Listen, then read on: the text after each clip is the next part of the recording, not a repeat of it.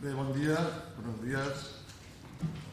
Avui tenim una conferència molt important perquè es tracta de futur, de nous combustibles y altres alternatives de la descarbonizació, de nuevos combustibles y otras alternativas para la descarbonización. Primer de tot, donar les gràcies als ponents. Jesús Puelles, que és el General Manager per Ibèrica Àfrica de Marine Power Sales de Brasila, el grup Brasila, un grup important de motors, com tots sabeu, però no solament de motors, sinó de moltes instal·lacions. També fan les hèlixs, les propellers, fan també els sistemes de simulació avui en dia, els més importants que hi ha en el món, i són els que tenim a la Facultat de Nàutica, justament. I Lorenzo Bernieri Cosman, que és enginyer naval de Bundablu, que crec que és Bound for Blue, que també ens farà una introducció important sobre tot el tema d'energies renovables aplicades en els vaixells. Ens agradaria que sigués també, a part de totes les associacions de capitans i de caps de màquines que estan aquí, i estudiants i professors, que hi haguessin més estudiants. Costa molt que els estudiants vinguin amb xerrades tan importants com aquestes. De vegades ho hem passat 3-4 vegades, a classe els dirien que vinguin, però també és veritat que ara comença la setmana vinent, d'aquí 2 setmanes, tots els exàmens, passaran un mes d'exàmens i és complicat que puguin venir, però bé, intentarem de la presentació que ens faran els dos ponents, de tenir-la gravada i també publicar-la. Això també us haig de dir que en aquest moment s'està transmetent en directe per streaming i molta gent de fora de Catalunya també ho està escoltant. Doncs ara passem la paraula primer a l'Agustí Montori, capità Agustí Montori de l'Associació Catalana de Capitans de la Marina Mercant. Buenos días, buenos dirección. Gracias a todos por estar aquí. La verdad es que en esta ocasión pensábamos que íbamos a tener un foro muy importante, pero como ha dicho el decano, como ha dicho Agustín, esta conferencia en particular de los combustibles ya actuales, no de futuro, que nos hablará extensa y de forma muy interesante Jesús Puelles, es un tema candentísimo, está en todas partes, y desde luego los que están estudiando aquí para ser egresados posteriormente de esta facultad en una profesión que tiene en la de los combustibles de los buques es importantísimo, pues es como poco, vamos a decir que es triste, pero felicitamos a todos aquellos que estáis aquí, que sois alumnos de la escuela. Ya ha introducido Jesús a los ponentes, de modo que yo poco voy a decir más que agradecer a Jesús Puelles que ha tenido la gentileza de venir, agradecer a Lorenzo que también haya tenido la gentileza de venir en nombre de su empresa. Hablaremos de combustibles y hablaremos de otros sistemas que ayudan a los buques a contaminar menos, a emitir menos partículas contaminantes. No son combustibles que pretendan, los sistemas que ayudan a contaminar menos no pretenden hacer cero emisiones, como dice un cartel que habéis visto por ahí, que se aspira para 2050, sino que ayudan. Bien, y yo termino ya y doy la palabra a decano o a Jesús directamente para que empiece con su exposición. Gracias, Jesús, adelante. Primero sacar la presentación. Vamos a poner ya las gafas.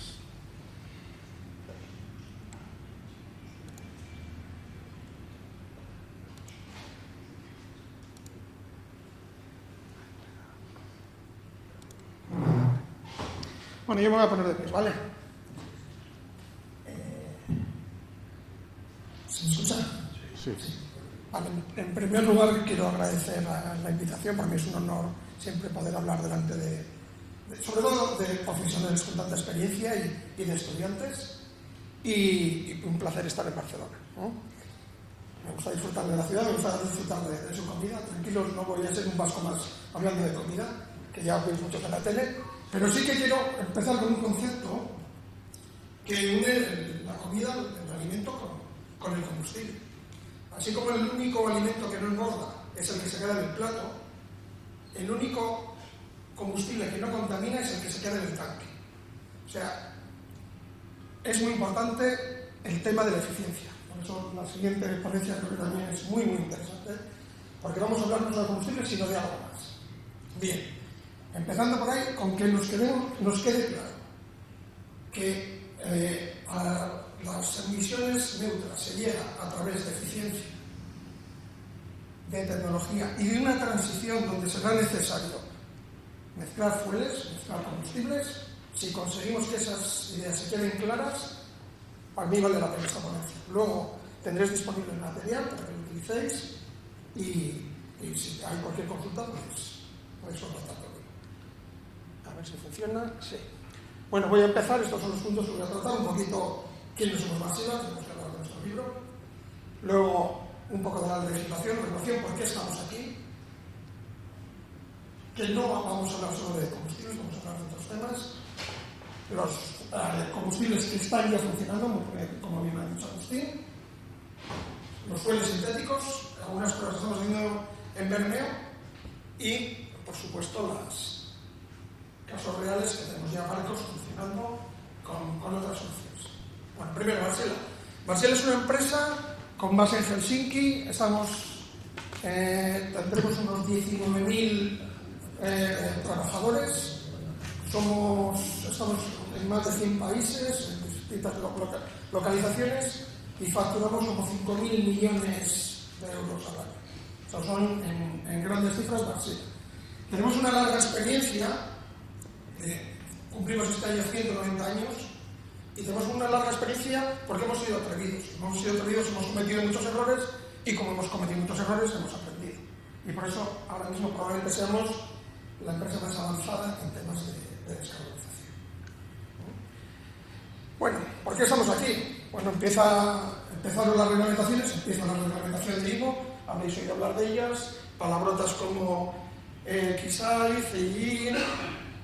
Esa es la primera reglamentación que viene con un horizonte hasta 2050 de ir reduciendo paulativamente las emisiones de los gases de efecto invernadero. Pero no solo está IMO. Viene también la Unión Europea y pone sus reglamentaciones también. Y esas reglamentaciones están todavía en elaboración. Y eso crea mucha incertidumbre entre los armadores y crea mucha incertidumbre entre los fabricantes. Con estos parámetros te encuentras que todos estos reglamentos tenemos donde aplican, muchos de ellos todavía sin elaborar completamente, y eso es lo que está creando incertidumbre. La incertidumbre está llevando que ahora mismo el 90% de los barcos que se están fletando a día de hoy, de los barcos que se están construyendo a día de hoy, no tengan ningún fuel alternativo. Se están haciendo con máquinas convencionales. Bien. Otro de los temas a lo que iba, la eficiencia. Hasta ahora siempre mirábamos la hélice, la ruta, el motor, el tipo de fuel. Va a ser un ecosistema mucho más complicado. Se va a necesitar software de control, se va a necesitar conocimiento, combinar distintos sistemas, hibridajes. Eso es un ejemplo de varios conceptos de propulsión que tenemos. Sí, luego en la pregunta en detalle, no quiero extenderme demasiado. Y, por supuesto, en la gestión. Esa antigua costumbre de vamos a toda máquina, llego a puerto y a Minoro y yo llego ahora, eso no va a funcionar nunca más. Porque se va a monitorizar cada gramo que se consuma. Y, por desgracia, los motores y las turbinas están diseñados para un punto óptimo de funcionamiento y de consumo. Desviarte de ese punto óptimo de funcionamiento y de consumo significa varios gramos por kilovatio hora. Eso significa al final mucho combustible y muchas toneladas de CO2. O sea, la gestión va a ser tan importante como los combustibles y, por supuesto, todos los sistemas. Ahí tenéis todos los sistemas que Varsila puede entregar para llegar a la descarbonización. Pero eso va a ser la transición. Por eso estamos hablando de eficiencia. en el costo. Y ese es todo el menú de combustibles que tiene ahora mismo el sector naval para elegir. Un montón. Claro, eso, el problema no está en los motores. Nosotros no vamos a tener ningún problema. Nosotros estamos desarrollando motores. El problema está en las infraestructuras. ¿Cómo hacer llegar esos combustibles al barco? ¿Cómo llegar a que sea posible navegar en esos combustibles? ¿No? Distintas características de los combustibles. Ya digo que esta presentación quiero que utilicéis para empezar a investigar.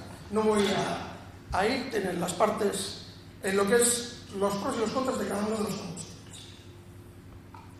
Habla de toxicidad, de punto de inflamación, cómo se conserva, cómo se transporta, cómo se almacena, si es tóxico o no. Luego aventura preguntas si queréis, o ahora mismo, si tenéis cualquier duda, por favor. Y cómo se llega a esos combustibles, a los nuevos combustibles. Porque otro de los conceptos del que vamos a hablar más adelante, que igual habéis oído hablar, es el WTW. En los coches dice well to wheel, en los barcos es well to wake. Es decir, la huella de carbono, la huella de emisiones que tiene cada uno de los combustibles desde la fuente donde tomamos la energía hasta la estela del barco. Es decir, hay combustibles que son muy verdes, tank to wake, o sea, desde el tanque hasta la hora que dice, pero luego a la hora de elaborar o fabricar esos combustibles son mucho más contaminantes. También tenemos información en la presentación y la podemos utilizar. Ahí tenéis. Esto sería, a ver si aquí, well to tank, tank to propeller. Como hay combustibles que tank to propeller son muy ecológicos, pero sin embargo el hidrógeno, la gran mayoría, la gran parte del hidrógeno que se produce hoy en día viene del gas natural. Este es el hidrógeno que se está produciendo. El hidrógeno por hidrólisis es este que se está produciendo. Tenéis la información. Por supuesto, otro de los problemas o de los retos que tenemos es la densidad de ese combustible. Densidad por peso, densidad por volumen. Tenéis la información. Se habla mucho del barco eléctrico. Y existe y está funcionando. Y de hecho es un apoyo muy fuerte a la hidrogen. Pero si os fijáis, la densidad energética comparado de la batería de litio frente al hidrógeno, ¿cuál es? Aquí estamos hablando en peso, ¿no? Porque luego el hidrógeno, el problema que tiene es en volumen, ¿no? Pero bueno, si comparas frente al diésel, la madera, el etanol, el amoníaco, eso es la diferencia. Eso significa que para conseguir la misma energía tienes que multiplicar por 17, por 20, por 30 el peso y el costo. Se está evolucionando, se está mejorando, pero es el estado del arte en este momento, ¿no? Bueno, y ahora los 4 combustibles en los que Wärtsilä está trabajando profundamente. Gas natural, que es una realidad, tenemos muchos buques a nivel mundial. En España tenemos, dentro de poco vamos a inaugurar el nuevo buque de Valiaria que va a salir desde Barcelona, Alcudia, Ciudadela, un gemelo del Emiliano Roosevelt, se va a llamar Margarita Salas, y es un catamarán que es capaz de navegar a 35 minutos con carga pesada y con pasajeros, y va propulsado por gas natural. Y el gas natural, en términos de CO2, reduce hasta un 45%. Tiene otros problemas. Hablaremos de los de methanol, o en mi turno de preguntas si queréis, que es un tema que se está hablando mucho, de methanol, porque se emite metano. Pero esa es la comparativa de distintas partículas, NOx, SOx y partículas de cada uno de los combustibles, ¿vale? Bien. Otros de los problemas que tenemos en este momento es qué disponibilidad va a haber de esos combustibles. Va a haber etanol, va a haber amoníaco en los puertos. Eso es un poquito los terminales y los puntos que hay. Porque a día de hoy hay un tráfico importante tanto de amoníaco como de etanol y de metanol. hay un tráfico muy importante. Estamos hablando de amoníaco, creo que eran unos 200 millones de toneladas al año, y metanol algo más. Pero tienen otras utilidades. El amoníaco a día de hoy es el que permite que la mayoría de la población mundial se alimente, porque se hacen fertilizantes con ese amoníaco. Y el metanol tiene sus otros usos, ¿no? Por eso he hablado antes de blending. Eso es el horizonte. Este creo que es una imagen que cogí del PNV. Cómo se van a tener que ir mezclando los combustibles, cómo se van a tener que utilizar los distintos combustibles juntos. Primero, porque el nuevo combustible va a ser, ante todo, caro. Y la regulación te permite ir mejorando poco a poco. Es decir, tú vas a las Olimpiadas y quieres saltar el salto de altura, no te ponen 2,20 que lo salte gana de fuera de la casa. Pues esto es igual, centímetro a centímetro, gramo a gramo, año a año. ¿Por qué? Porque si no sería inviable para una máquina sostenerse. Primero, porque no hay capacidad ahora mismo, no hay disponibilidad de esos combustibles. Segundo, porque son muy caros. Y tercero, porque, como he dicho, la gran mayoría de los buques no tienen esa posibilidad. ¿Cómo lo hemos hecho Wärtsilä? Nosotros llevamos muchos años, como digo, cometiendo errores y al final, de prueba y error, hemos llegado a esta conclusión. Vamos a trabajar en forma líquida con el HCO, diésel, el metanol, y en modo gas con el gas natural, el hidrógeno y el amoníaco. ¿Esto qué significa? Para los de máquinas, ciclo diésel, ciclo otro. ¿Vale? Las posibilidades que tenemos, como están nuestros motores más o menos en desarrollo, ahora mismo tenemos ya motores de metanol funcionando y entregados para los barcos. Hemos sacado el primer motor de amoníaco hace un par de meses de 4 tiempos. Estamos haciendo pruebas de hidrógeno, más adelante lo veremos. Nosotros en Bermeo, hay 2 centros de I+D en el mundo de Wärtsilä, uno está en Finlandia y el otro está en Bermeo.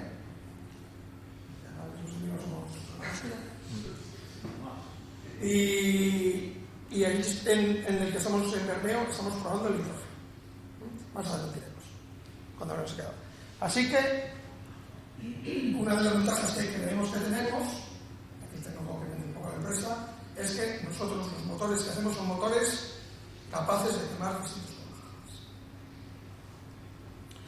Y podemos transformar los nuevos motores, solo con cambiar un 5% de las piezas, podemos hacer que un motor pueda quemar cualquier tipo de combustible.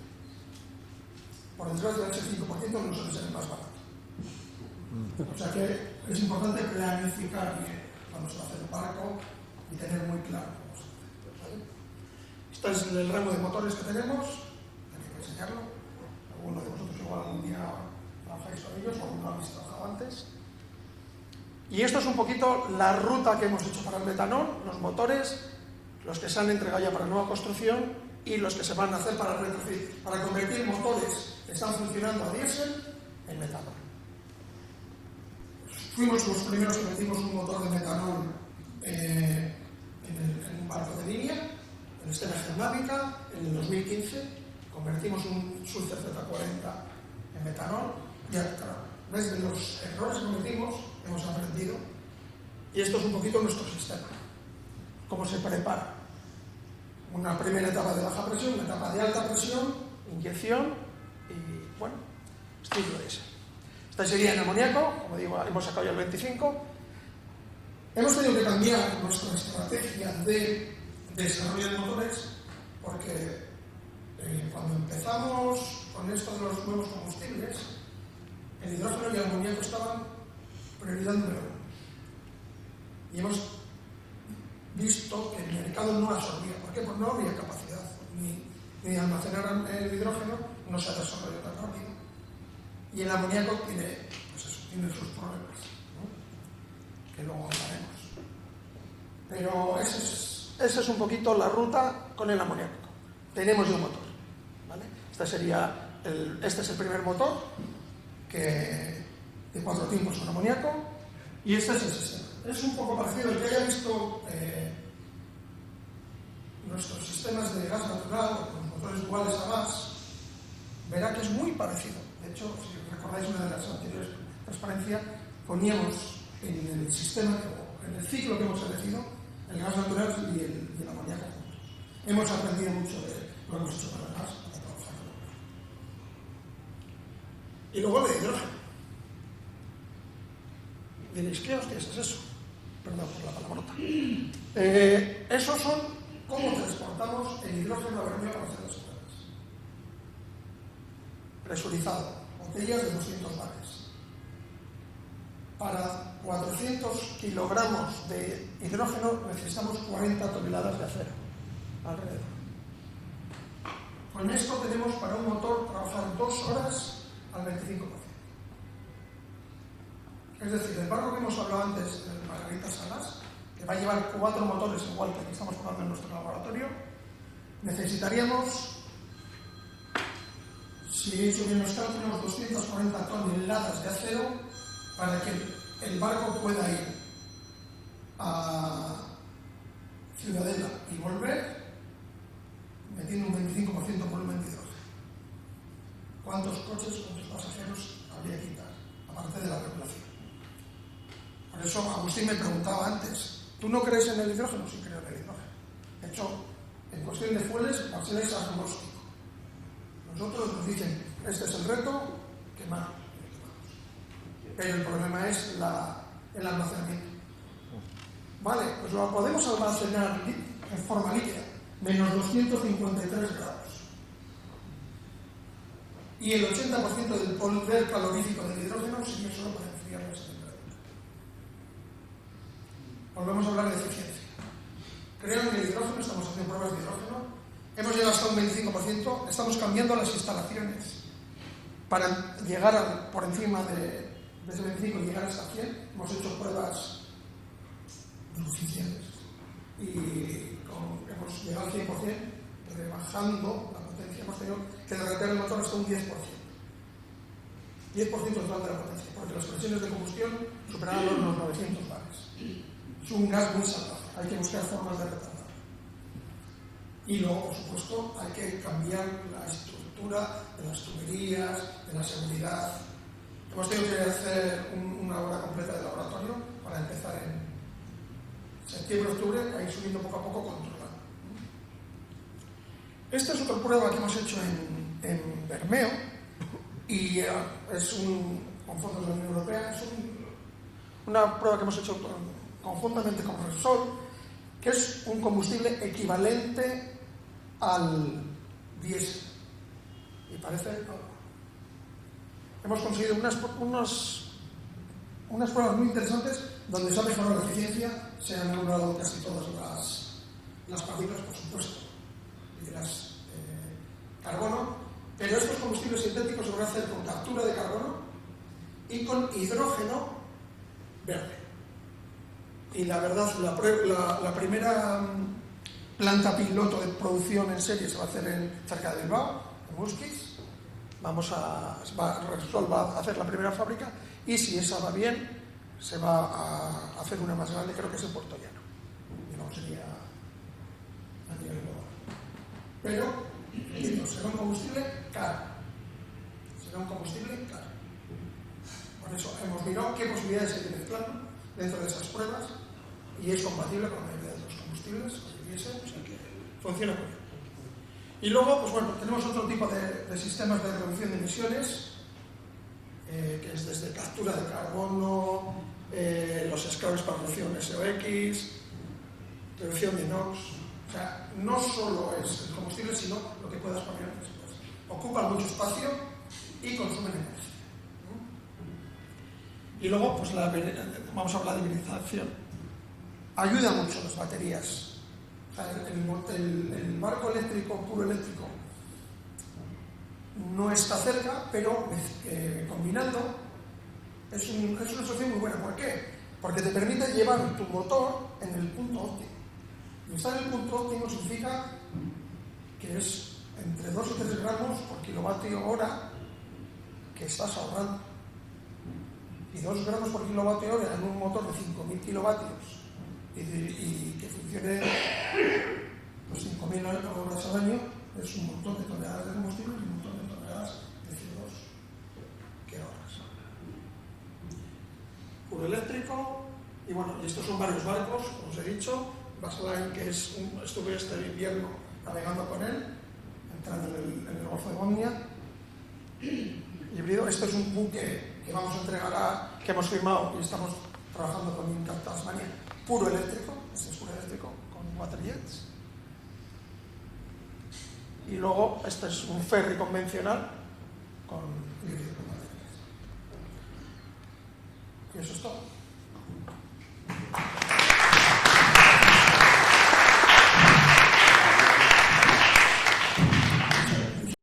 Hablaré un poco de la empresa y por último hablaré sobre el producto que tiene mi empresa.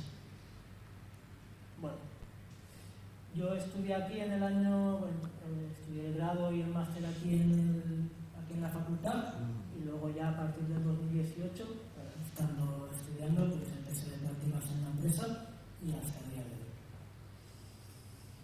Bueno, situación actual, más o menos la conocemos todos. Bueno, el sector naval es uno de los sectores más importantes para el tema del transporte de mercancías, representando el 80-90% del total, pero emite entre un 2 y un 3% de las emisiones globales de gases de efecto invernadero. Por otro lado, a nivel de coste operativo, el combustible representa un alto porcentaje en todo lo que es el tema de los barcos. Entonces, una forma también de atraer a los armadores es, aparte de que vas a contaminar menos, pues que vas a ahorrar. Al final, si ahorras, pues es una tecnología atractiva. Esto es la hoja de ruta que ha establecido, creo que la OMI, y es decir, que van a tratar que a partir de 2050 tratar de emisiones netas cero, bastante. Y bueno, la forma en la que quieren tratar de reducir las emisiones es un poco atacar todos los sectores. La eficiencia del casco, la planta propulsora, todo lo que es la parte logística, y luego también la parte un poco de la propulsión. Y una de ellas, en la parte de energías, es tratar de aprovechar la energía eólica para propulsar el barco. La idea no es sustituir la planta propulsora existente, sino que es tratar de ayudar para reducir la carga del motor, el consumo de combustible, el ahorro y luego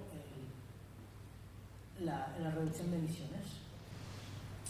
Vale, pues nada, ahora vamos a empezar a explicar un poco cómo funcionan estas velas, ¿vale? Hay varios, prácticamente hay cuatro sistemas, pero más o menos funcionan todos bajo el mismo principio, que es básicamente, como veis aquí en la fórmula, es generar, aprovechando el viento, generar una sustentación de tal forma que, en dirección del empuje o del rumbo del barco, para reducir la carga del motor. ¿Qué ocurre? Que cuando, al igual que una ala de un avión y con una vela, yo genero sustentación, pero también genero una parte de resistencia. Entonces, según la dirección del viento, estos valores de aquí serán más o menos altos. Entonces, claro, aquí como veis en la fórmula tengo la densidad del aire y la velocidad aparente. La velocidad aparente es una combinación entre la velocidad del buque y la velocidad real del viento que hay en el sitio. Entonces, estos dos parámetros no los puedo controlar. Yo puedo actuar sobre la superficie expuesta y sobre estos coeficientes, el CL y el CD, que son coeficientes aerodinámicos propios de los sistemas de las velas.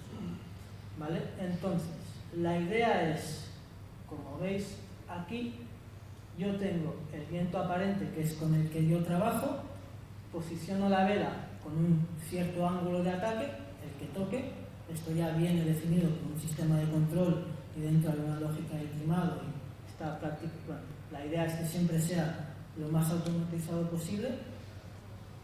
Entonces, yo tengo una resistencia en la misma dirección que el viento y tengo una sustentación. Dependiendo de dónde me venga el viento, en este caso tengo una parte de la resistencia que me genera una resistencia al barco y otra pues que me genera un avance. Entonces, combinándolo, tengo un empuje hacia adelante y también una fuerza lateral que me genera deriva. Así que hay un poco pues, una parte positiva y una parte negativa, que es esa resistencia lateral.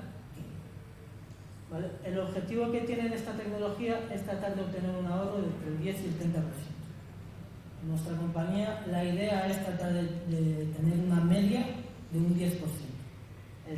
Hay algunas compañías que hablan de un 30 o un 40%. Esto es sobre todo casos muy puntuales donde tienes el viento óptimo en dirección y velocidad. ¿Vale? Entonces, estos de aquí son las empresas que existen actualmente que se dedican a hacer máquinas para aprovechar el viento. Y tenemos aquí, que ahora explicaremos, tenemos los rotores Flettner, las velas de succión, y luego aquí tenemos el kite y las velas rígidas. Y estas son un poco las empresas que existen a día de hoy. Vale, pues aquí como veis, esto de aquí serían las velas rígidas, muy parecido a las velas que tienen los barcos de alta competición. Esto sería el kite, esto de aquí serían los rotores Flettner, y esto de aquí, que es un proyecto de nuestra empresa, serían las velas de succión. Vale, las velas rígidas. Al final, bueno, es la forma fácil de explicarlo, es como una ala de un avión, pero puesta a la vertical. Y entonces, los puntos negativos que tienen estas tecnologías es que tienen unos CLs bajos, de 1 a 1,2. Entonces, tienen que suplirlo aumentando la superficie expuesta del sistema. Como veis aquí, estos son proyectos ya existentes. Este de aquí es un barco que, bueno, es una empresa japonesa, es una vela bastante grande, y esto de aquí es una empresa francesa, y esto es un barco nuevo, es decir, pensado ya desde cero para poder instalar las velas. Este de aquí nos ha llegado que únicamente navegando a vela han podido llegar hasta 9-10 minutos. Está claro, teniendo los vientos óptimos. Y esto de aquí es un proyecto futuro de la vela de Michelin, que es un concepto bastante interesante, que es una vela inflable. Luego, este sistema lo que suelen tratar de hacer es tener un sistema como de abatimiento, reducir el área expuesta, sobre todo en el caso de operativa del puerto, y en temas de maniobra para reducir el área expuesta y poder tener una menor influencia del viento en la maniobra del barco. Luego tenemos los rotores Flettner. Los rotores Flettner son grandes cilindros que giran a muchas revoluciones y generan una diferencia de presión, y con esta diferencia de presión pues se genera se genera el empuje. Lo bueno de este sistema es que tiene unos CLs altos, por lo tanto podemos reducir el área expuesta. Como veis, son sistemas algo más pequeños, más pequeños que los sistemas anteriores. Aquí podéis ver estas dos empresas, Anemoy y Northpower, que son de las que más están implementando este tipo de sistemas, y bueno, están trabajando también con sistemas abatibles para todo el que es el tema de operativas en puerto. Luego están los kites, que al final es una cometa que lo que tratan de hacer es aprovechar los vientos que están a mucha altura, porque suelen ser vientos constantes con poca turbulencia, y por lo tanto estos sistemas de aquí tienen que utilizar un sistema de despliegue y de recogida de carga, que es la parte más compleja de estos sistemas y que es lo que dificulta su implementación en los barcos. Luego tenemos las velas de succión, que, bueno, que ya explicaremos con un poco más de detalle cómo funciona. Al final tenemos, al igual que los rotores Fender, son sistemas bastante compactos, porque tienen unos CLs, unos coeficientes de sustentación bastante altos, y al igual que los rotores Fender, estos necesitan energía del propio barco para poder funcionar. Entonces, lo que hay que buscar es que el consumo de energía necesario para poder operar estas velas sea inferior al empuje generado y al ahorro generado. Entonces ahí hay un poco de guerra entre comillas. Vale, bueno, esto sería la empresa Bonforbu en la que yo trabajo. Desarrollamos velas de succión. Bonforbu es una empresa bastante joven, empezó en el año 2015 fue una idea de 3 ingenieros aeroespaciales, y hoy en día pues más o menos tenemos unos 35 o 40 trabajadores. Tenemos velas instaladas en 3 buques y tenemos proyectos firmados en 6 nuevos buques. Este año pues instalaremos las velas en 3 buques distintos. Vale, las velas de succión. Las velas de succión, la idea, el concepto surgió en los años 30, ¿vale? En la NACA, que es ahora mismo la NASA, y la idea era aumentar el coeficiente de sustentación para generar más empuje. Entonces, la idea que tuvieron es aspirar la capa límite y retrasar el desprendimiento. Es decir, poder operar a ángulos de ataque más altos y de esta forma generar mayor sustentación. Luego, en los años 80, fue cuando se implementó por primera vez en los buques. Fue con la ayuda de la Fundación de Cousteau y en el Alcyon y el Moulin à Vent. Y luego, pues a partir ya del 2015, pues en Bonforbu y en la otra compañía de Econovin. La E-Sail. Al final es un sistema, creo que vamos a pasar directamente aquí, ¿vale? La succión. ¿Por qué es importante tener la succión? Es un perfil ancho y además asimétrico. Por lo tanto, son 2 características que tienden a desprender, tienden a que el perfil entre en pérdida y pierda sustentación con un poco ángulo de ataque. Por lo tanto, si no actuamos de cierta forma, es un sistema que no serviría. Por lo tanto, la succión lo que nos permite es mantener el aire adherido a lo largo del perfil y generar la sustentación. Si no se succiona, o sea, si el ventilador no funciona, como veis aquí, el aire se desprende y no se genera empuje. Aquí es un poco una comparativa entre las velas rígidas y los sistemas de succión. Estos sistemas suelen trabajar con ángulos de ataque pequeños, mientras que estos pueden trabajar con ángulos de ataque bastante grandes. Claro, ángulos de ataque grandes significa pues, mayores fuerzas de empuje y por lo tanto mayores ahorros. Vale, las partes principales de nuestras velas son, pues, como veis aquí, en primer lugar hay un polín. El polín es la interfaz entre el barco y la vela. Luego encima tenemos un rodamiento que nos permite orientar la vela para aprovechar el viento. Luego tenemos un sistema de control que permite automatizar completamente la vela, que al final también es lo que vende, es tratar de evitar dar mayor trabajo a la tripulación, que simplemente tengan que apretar un botón, despreocuparse y que la vela trabaje sola. A partir del viento que reciba el barco, pues ya se posiciona y luego ya empuja el barco.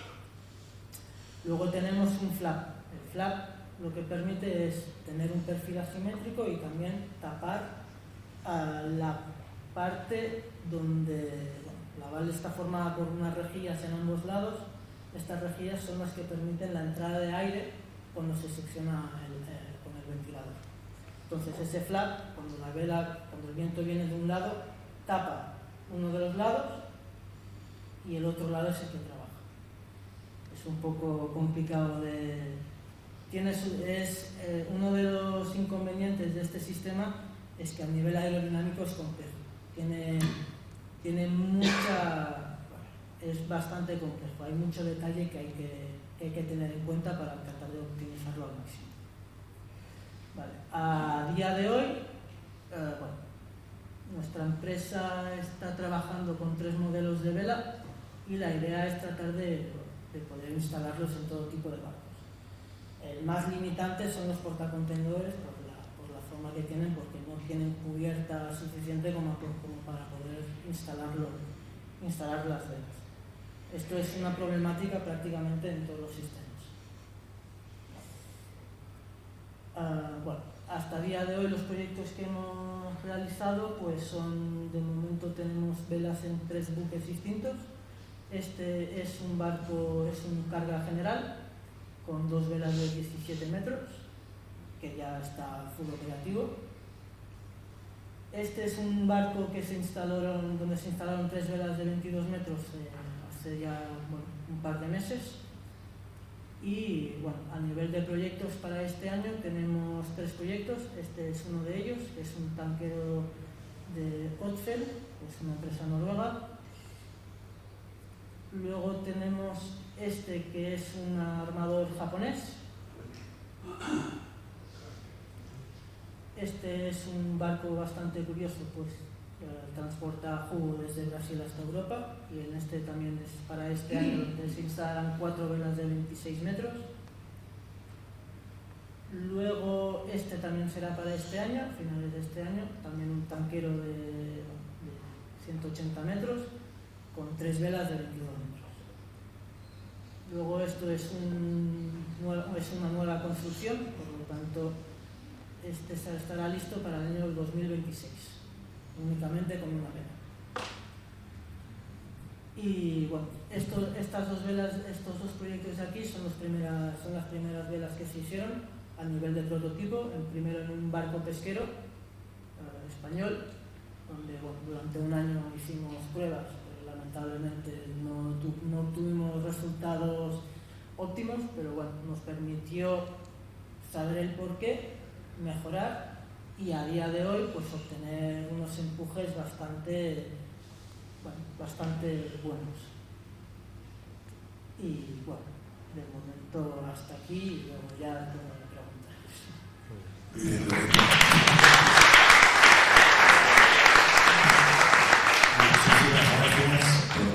Gracias por las revelaciones. Y ahora vamos a dar paso a las preguntas. La primera es la que había planteado Juan de Melo, que era para Jesús Bueyes, que era de los combustibles actuales, el nivel de riesgo, la formación de las tripulaciones a bordo de los buques que van a tener que dar lugar y cabida y uso a esos combustibles, y luego finalmente en los biocombustibles nuevos, el coste de los impuestos que aplica el gobierno español o los gobiernos de otros países. Pues Jesús, adelante con esa primera pregunta, con esa primera respuesta. Bueno, yo creo que la segunda, que es la pregunta de Pedro Sánchez, porque yo de impuestos sé los que pago yo. Pero bueno, sí, es verdad que hay carga impositiva, pero es algo que he dicho en la ponencia. Los nuevos combustibles van a ser combustibles caros. O sea, tan importante como el combustible en sí va a ser su capacidad de combinarlo con otros. O sea, eso es algo que tenemos que tener todos en la cabeza. No va a haber un solo combustible. La primera pregunta sobre el riesgo, sí es verdad. Estamos consultando con operadores, estamos consultando con gente que trabaja con combustibles. Os puedo dar un dato.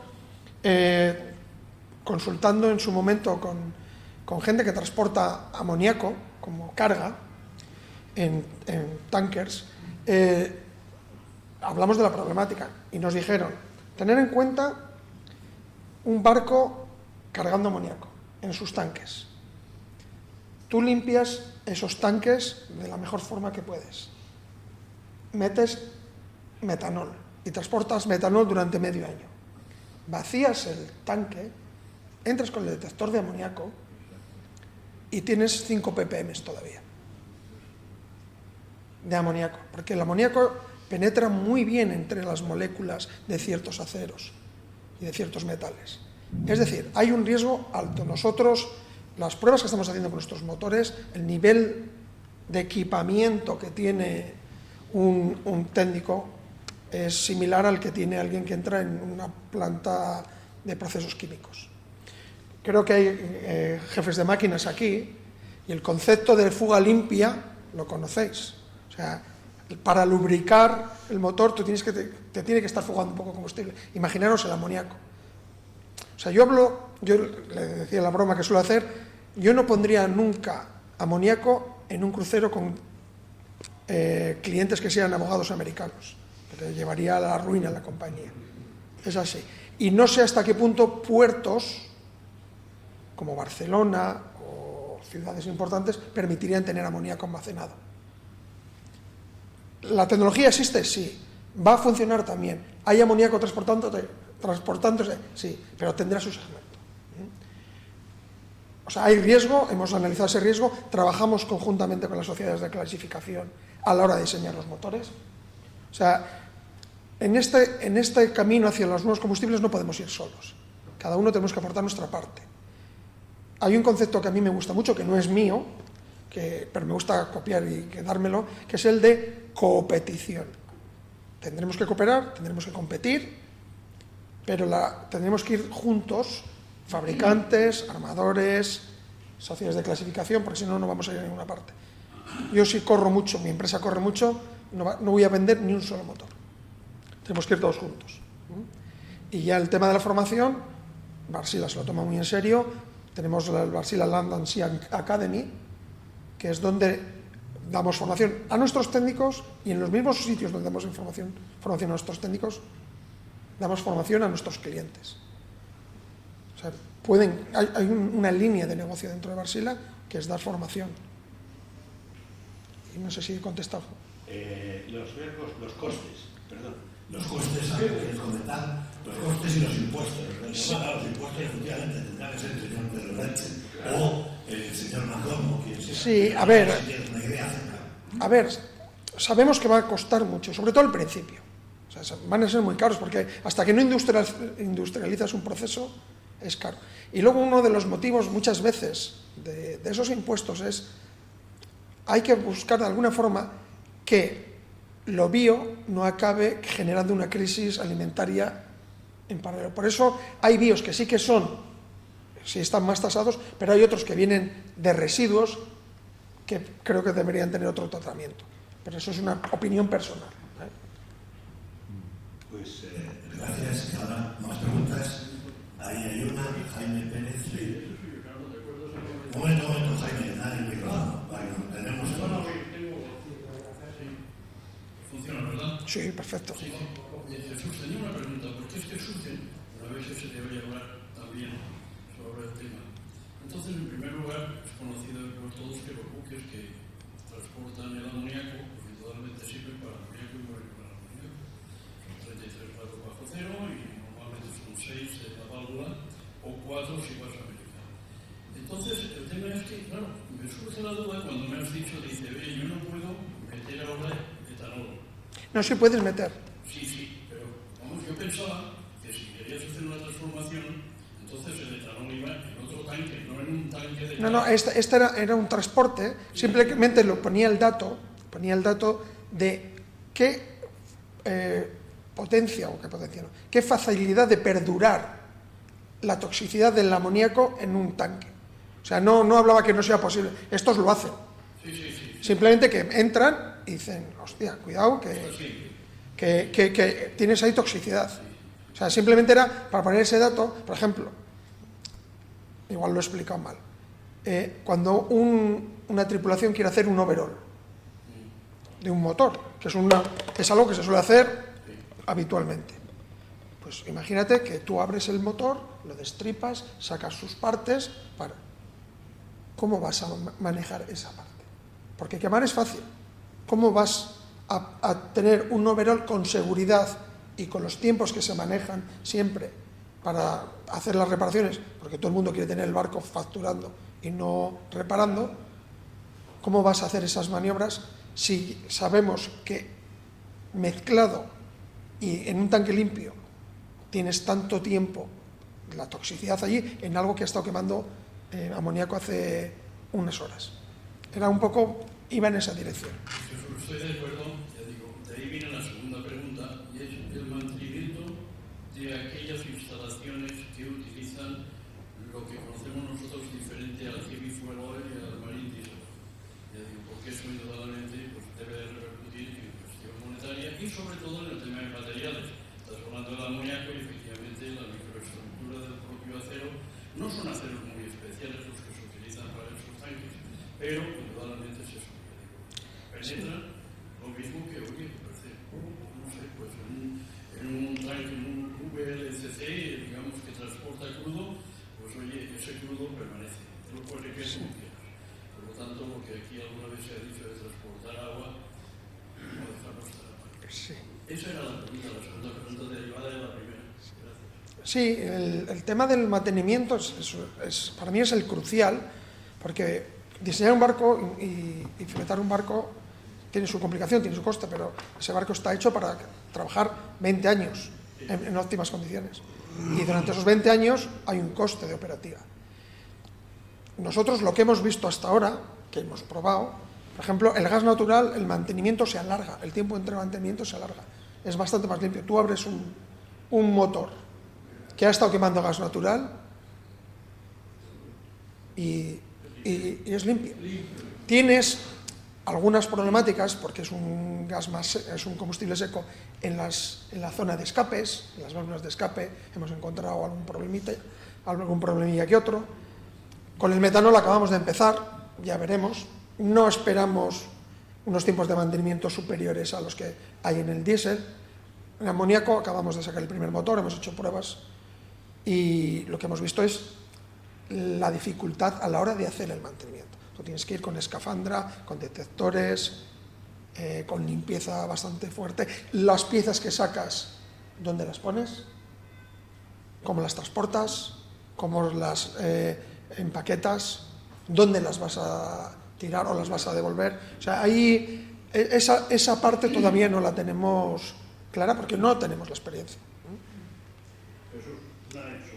El mantenimiento del tema del amoníaco es conocido ya, porque ten en cuenta que los que llevan precisamente amoníaco de carga, pues llevan compresores de reliquefacción. Y entonces esos hay que mantener. Efectivamente sí, pero bueno, es el cilindro y el motor es lo mismo.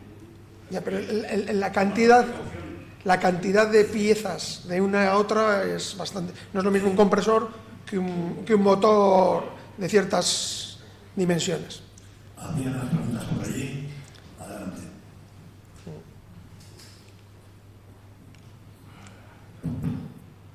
No se me oye. Buenas tardes. Levanta un poco la voz, por favor. Es otra pregunta para Jesús. Es sobre el tema del almacenamiento, porque tengo entendido que hasta cierto punto los combustibles alternativos o otros combustibles para los buques se deberán obviamente almacenar en un sitio que ya esté preparado, sobre todo para buques que ya están construidos. Y también que los biocombustibles y otros se mezclarán con los HFOs o con lo que quede de normal ese buque. Entonces, tanto la maquinaria para la mezcla como los tanques de almacenamiento de estos combustibles tendrán que disponerse en los buques para su uso correcto. Esto supongo que para buques de nueva fabricación debe ser algo relativamente sencillo, pero en la gran mayoría de buques hoy en día uno de los grandes factores limitantes es el espacio. Entonces, ¿hasta qué punto es viable el hecho de prescindir a lo mejor de tanques de lastre o de tanques de aguas de servicio, otro tipo de tanques para instalar estos tanques de nuevos combustibles? Sí, pues es una pregunta muy relevante y es uno de los factores limitantes. Y a eso hay que unir, además, la propia legislación. En España, por ejemplo, los pesqueros, la legislación es por toneladas, por GTs. Y una de las cosas que veré, que hay como dato en la presentación que tenéis, es desde el punto de vista de densidad energética, el mejor es el diésel. Es así. Todos los demás tienen peor densidad energética. Y eso que te lleva que necesitas más espacios de almacenamiento o reducir tu rango. Pero no solo eso. Hay que modificar también los tanques, porque incluso los tanques de metanol, que son tanques normales en principio, pero tienes que tener detectores de fugas para detectores de explosión, tienes que tener un coferdán, y luego otro punto también muy importante, que en eso los capitanes lo pueden explicar mejor, al ser un líquido menos denso, el efecto superficie y a la hora de controlar el lastre y a la hora de controlar la estabilidad del buque también se ve afectado. O sea, tienes toda la razón, va a afectar no solo a la hora de quemar, que es lo más fácil, o sea, la parte de los motores es lo más fácil, todo lo que va a llevar, todo el ecosistema que va a tener que modificarse y pensarse en los barcos es muy grande. Estabilidad, almacenamiento, capacidad de mezcla, los aceites, que no se nos olvide, que algunos de los veteranos habrán tenido sorpresas mezclando fueles con aceites que en principio eran compatibles. Todo eso lo tendremos que mirar juntos todos y sufrirlo. Como se sufre ahora también, y han sufrido ellos antes. Gracias. Más preguntas. Por allí, primero una y después otra. Luego le pasas, por favor, al micrófono siguiente. Gracias. Vale, sí, es para Jesús.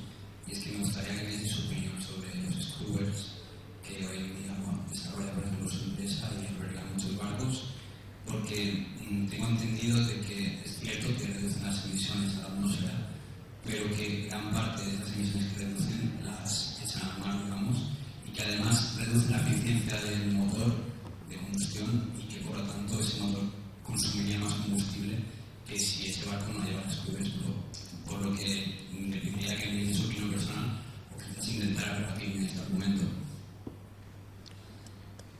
El scrubber, en general, los que estamos, el scrubber que se utiliza ahora, ¿se me escucha? Sí. Ah, perdón. Tiene una misión muy específica, que es eliminar el azufre del HFO. Eso es la función del scrubber. Hay otros scrubbers que se desarrollarán más en el futuro, igual, por ejemplo, para el del amoníaco, para eliminar el gas mostaza, perdón, el gas de la risa, el famoso NO2. Pero el scrubber que hay ahora es para eliminar el azufre. Una forma de no tener que usar scrubber es metiendo un heavy fuel oil sin azufre. En el tema de que limita la eficiencia del motor, no la limita. Lo que sí que es verdad que hay un consumo mayor en el barco porque tiene consumo. El scrubber tiene consumo. Y luego, dentro de los scrubbers hay dos tipos de scrubbers, o tres tipos de scrubber, que está el de ciclo abierto, que es verdad que se echa al mar. Está el de ciclo cerrado, que tú lo que haces es lo metes en un tanque y luego lo sacas fuera. De hecho, ese azufre se puede comerciar después con él. O sea, mi opinión personal, todos los barcos que quemen HFO con azufre deberían llevar scrubber de ciclo cerrado. Esa es mi opinión personal. Pero aquí entra el coste y entra también la legislación. Vale, gracias. Y si le puedo hacer otra pregunta. Sí. Sí, con curiosidad por el hecho de que una alternativa limpia que puede ser la energía nuclear, que no llegue ni a plantearse. Se está planteando. Ahí está la alternativa nuclear y es una de las posibilidades que hay. De hecho, hay barcos nucleares. Ahora mismo hay barcos nucleares. Se está hablando mucho ahora de las sales fundidas, una nueva energía que en principio no va a crear unos residuos que produzcan, que sean contaminantes. Lo que ocurre es que es un modelo incipiente y viendo los ritmos necesarios para que te aprueben un concepto nuclear, no lo veo posible en menos de 30 años, porque tienes que pasar los plazos, tienes que hacer unas demostraciones. Ahora mismo en Europa hay solo un país, que haya construido una central nuclear nueva, tradicional, muy avanzada, que es Finlandia. Lo conozco bien porque mi empresa es finlandesa. Y lleva un sobrecoste de, no sé, un 300 o un 400% y un retraso de 11 años en la entrega. ¿Por qué? Porque requiere, hemos hablado de los riesgos de los combustibles, la energía nuclear tiene riesgos también. Y necesita de tripulaciones muy preparadas. Y de la misma forma que hablaba, que nadie querría o se pensaría en instalar un almacenamiento de amoníaco en Barcelona. Recordamos, igual tú eres un poco joven, lo del Tireless, el famoso submarino nuclear que entró averiado. Nadie quiere. Hace poco también le pasó a un barco ruso, un rompehielos, que con energía nuclear tenía una avería en una parte que no era de la turbina ni del sistema nuclear, pero no había puerto en el mundo que lo quería que entrase dentro. Hay miedo a la energía nuclear. ¿Que es posible? Sí, va a ser posible. En esta transición hacia el 2050, pues estará más cerca del 2050 que del 2025. Y una cosita más, y esto ya es una opinión personal, no es una opinión de Varsila, yo sí veo mucho potencial en la energía nuclear para la creación de esos combustibles sintéticos. Porque el 90% de la necesidad o de la energía que se consumirá para esos combustibles sintéticos es eléctrica. Ahí sí le veo potencial. Pero es una opinión personal. Okay, mi pregunta va para Jesús también. Vaya. Y va simplemente algo que ha pasado muy rápidamente por ahí en la presentación, que son los retenedores de carbono. Vale.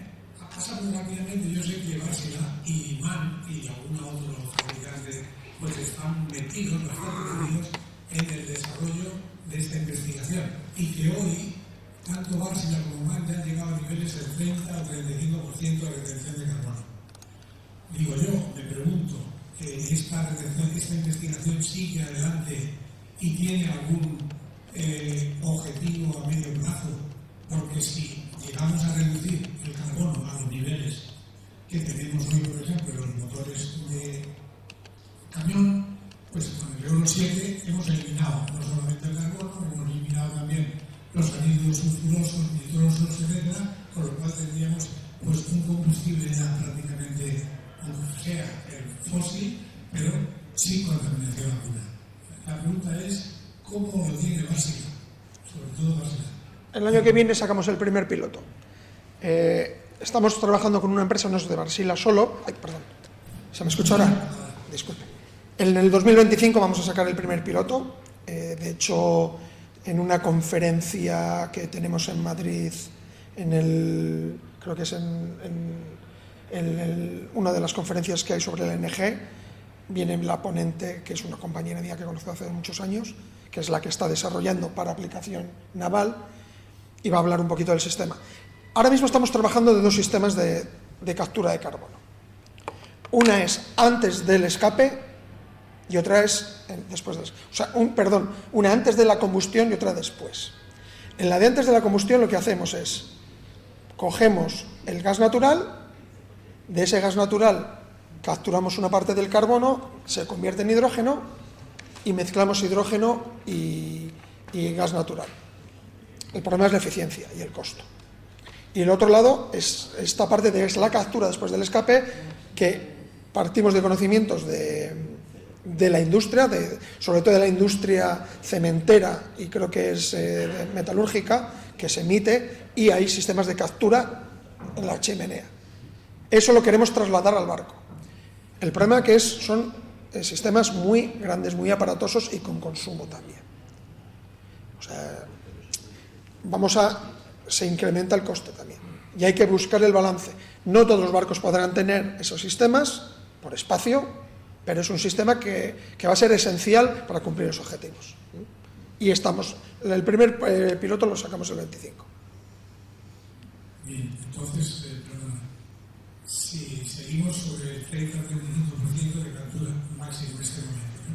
O sea, no se prevé en un futuro próximo llegar a un 90%. Nuestro objetivo es el 100% en todo.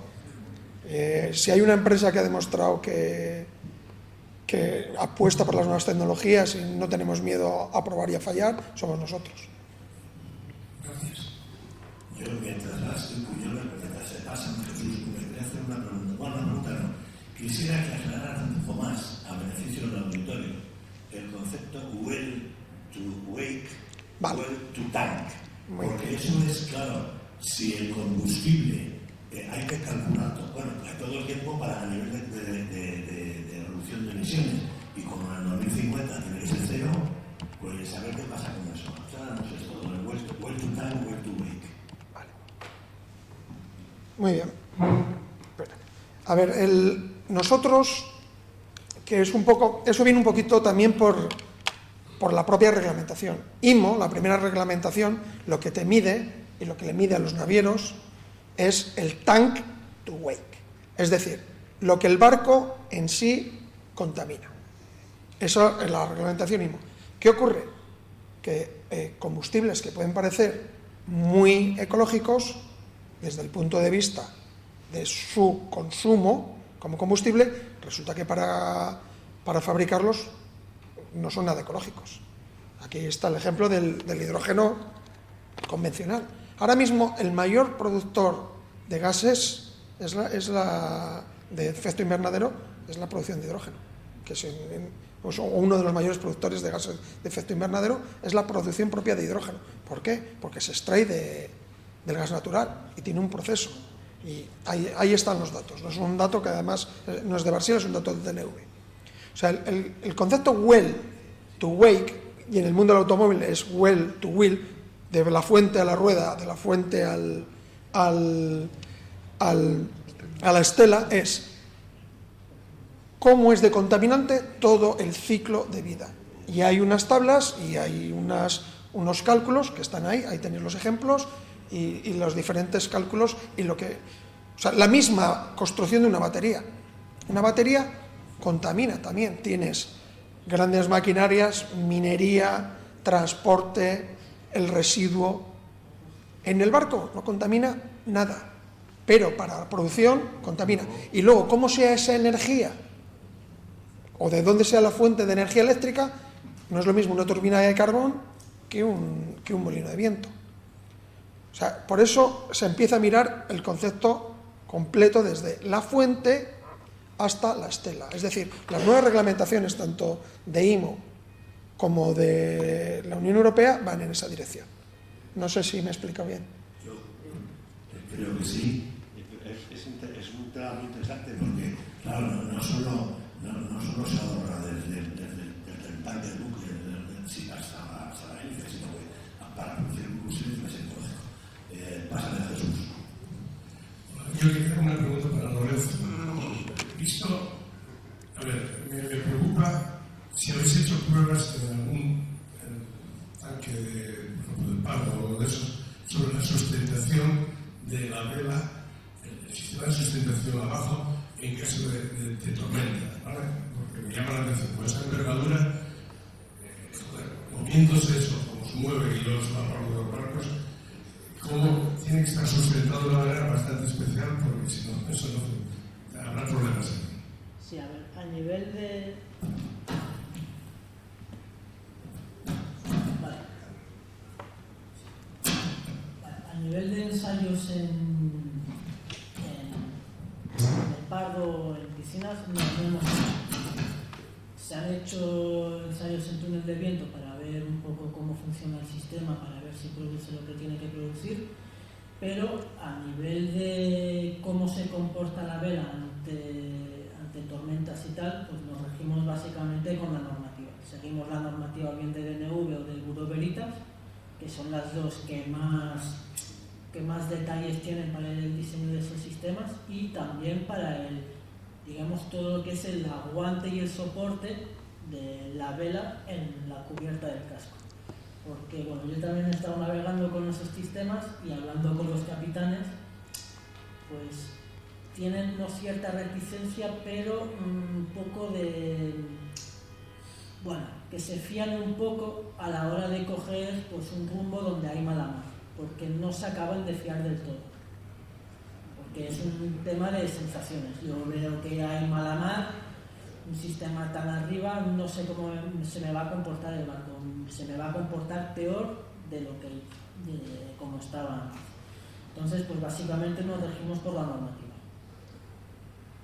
Y me imagino que no tenéis ningún feedback de los que ya lo tienen, en caso de que hay un poco de bueno, a nivel de las demás empresas hay bastante poco de guerra. Y no hay mucha colaboración entre las empresas.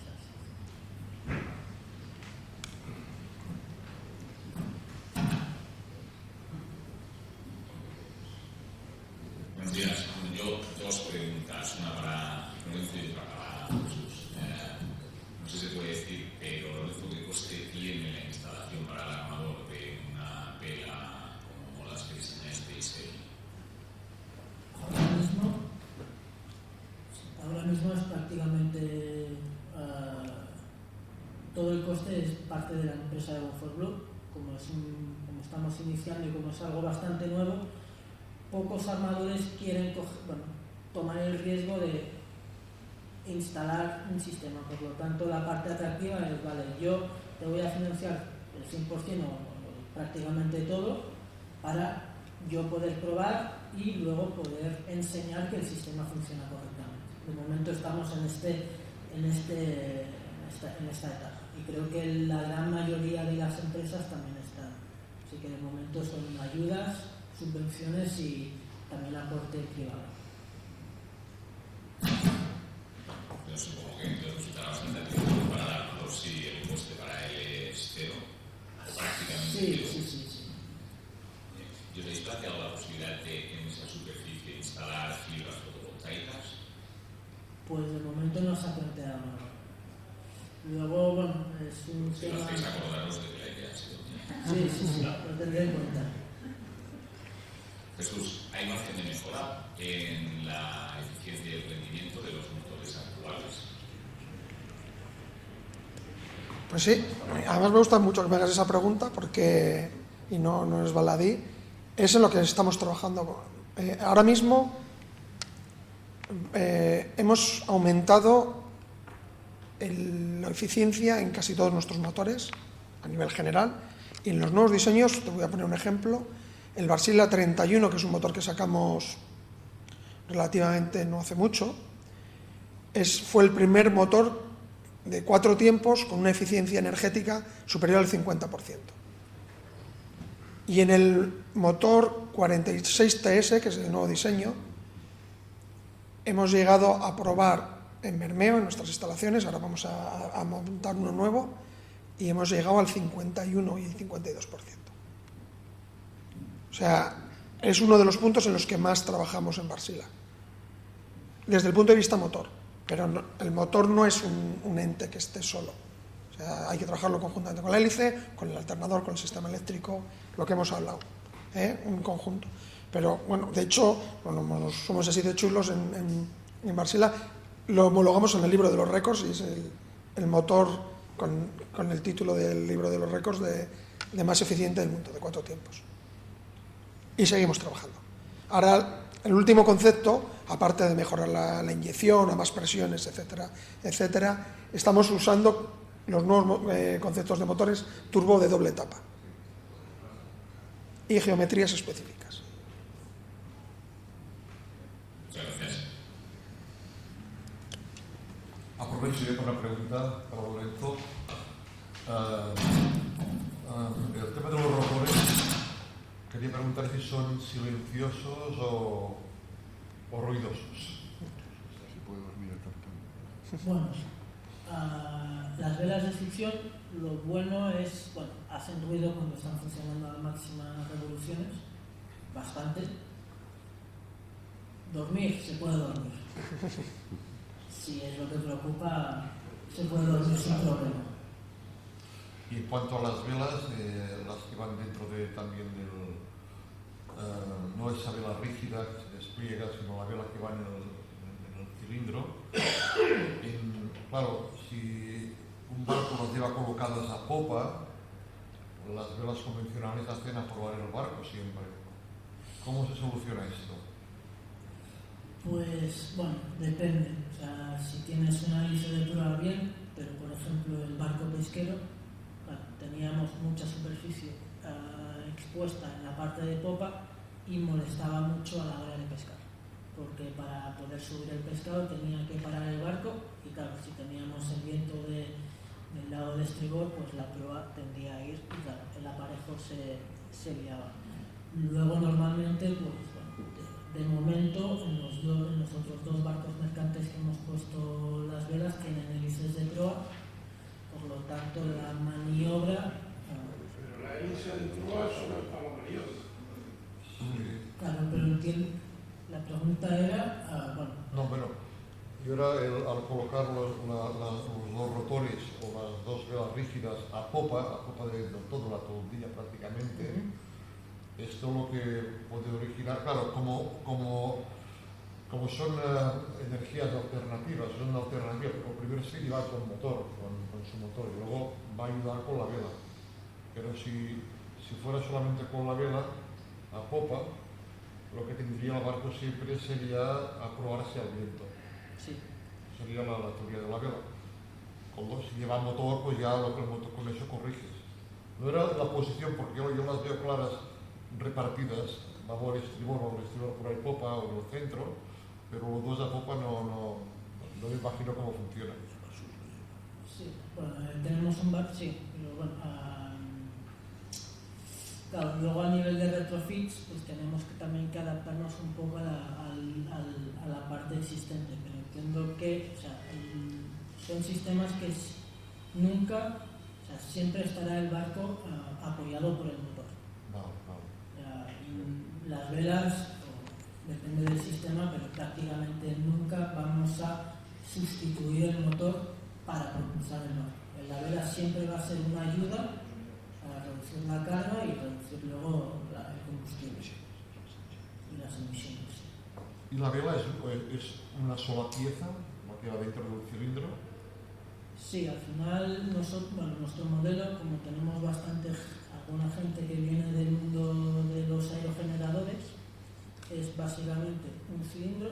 En el interior hay, pues, por ejemplo, en nuestro caso hay los motores para mover la propia vela y los motores para mover el flap que están en la parte de atrás, pero es básicamente un cilindro vacío y luego en el interior pues hay refuerzos para poder aguantar las cargas en caso de tormenta o de mala mar.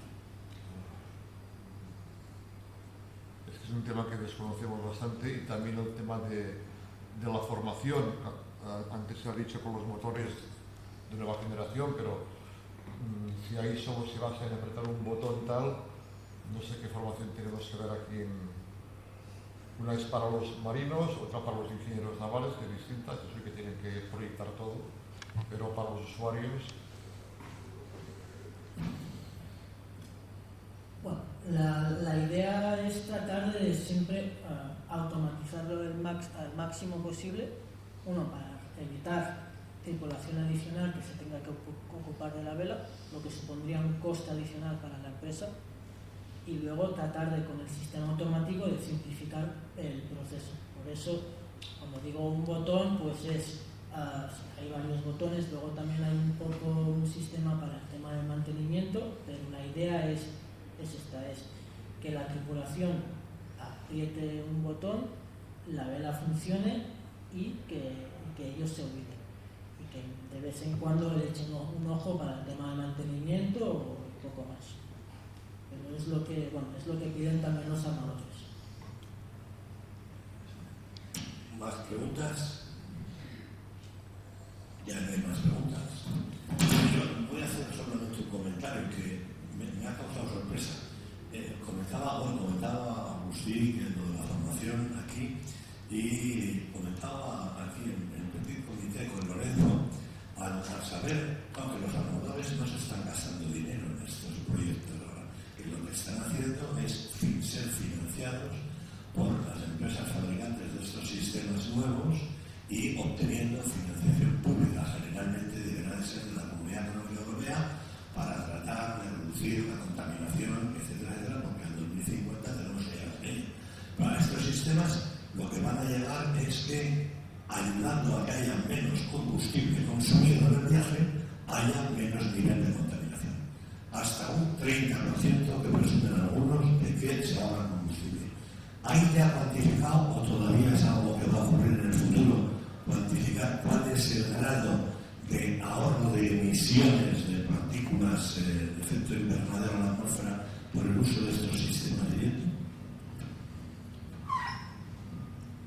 Bueno, es uno de los retos que tenemos ahora mismo, es tratar de cuantificar cuánto ahorra el barco cuando tenemos los sistemas encendidos.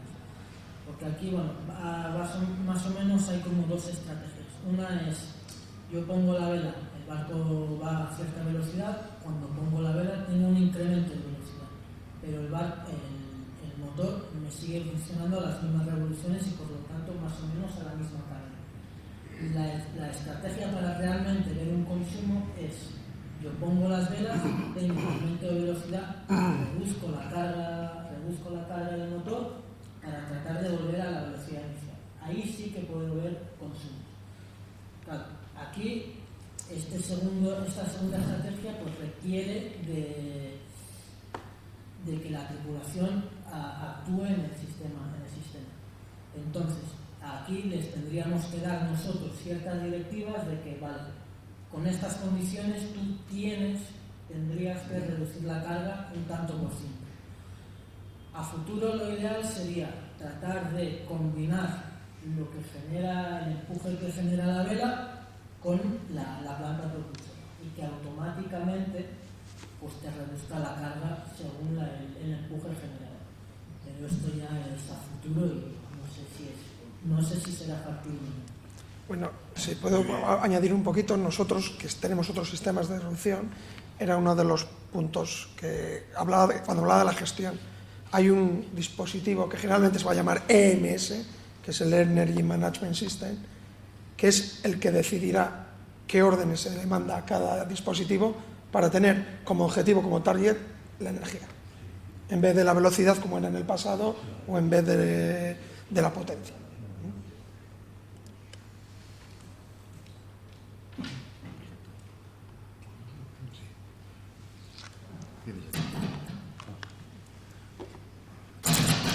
Bueno, muy buenos días a todos. He llegado un poco tarde, pero bueno, la verdad es que ha sido súper interesante y es un placer estar aquí. Os conozco a casi todos, a los mayores, a los jóvenes no os conozco, pero creo que es un momento muy ilusionante para los ingenieros, para los maquinistas, desde luego, y los marinos en general, porque realmente las cosas están yendo tan rápido en el tema de la descarbonización que es un poco vertiginoso, ¿no? Entonces, todas estas presentaciones, estos trabajos, pues la verdad es que aportan muchísimo.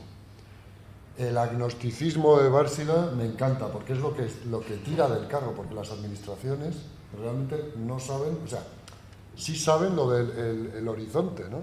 Y están legislando tanto la Unión Europea y de alguna manera, primero, la Unión Europea bastante más estricta y entonces la administración, tanto en la flota española como en el resto de flotas que tocan nuestros puertos, ahora pues tenemos unos trabajos muy importantes que ya van a empezar a darse ya, ¿no?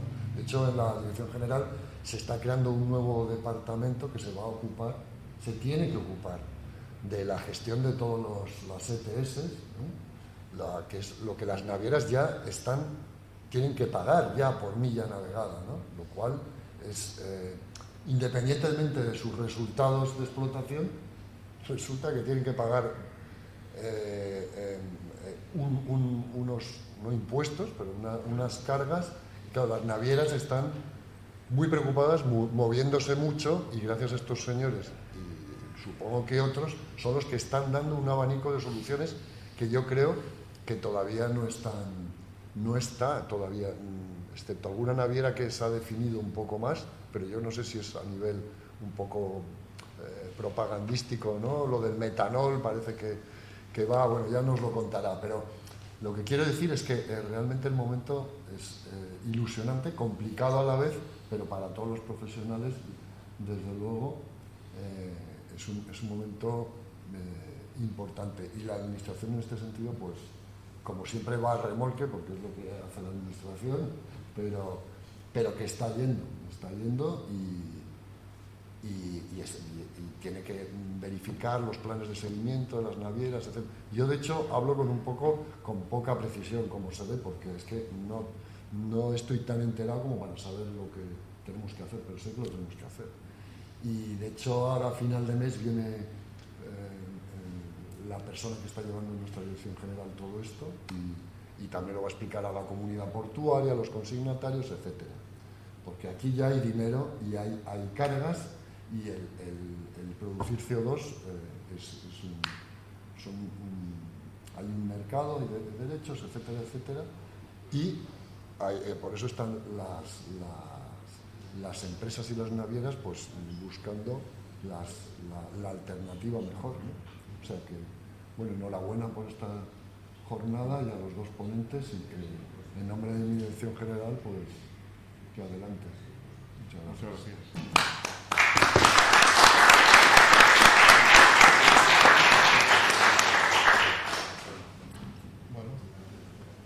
Bueno, pues nada, sí. Una vez que tanto tan Marí como Javier Valencia nos ha cancelado, ha terminado, ha despedido la sesión, agradeceros a todos, particularmente, bueno, de la misma manera, a los profesionales y a los futuros profesionales que hayan estado aquí. Es una pena que no hubiera más. Esperamos que haya sido muy interesante para vosotros y nos despedimos hasta la próxima. Muchas gracias por haber venido.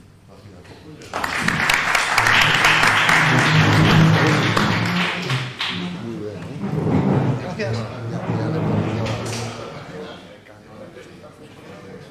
Sí, de hecho, he comentado, yo la presentación la he hecho no para hablar de ella, ya habéis visto que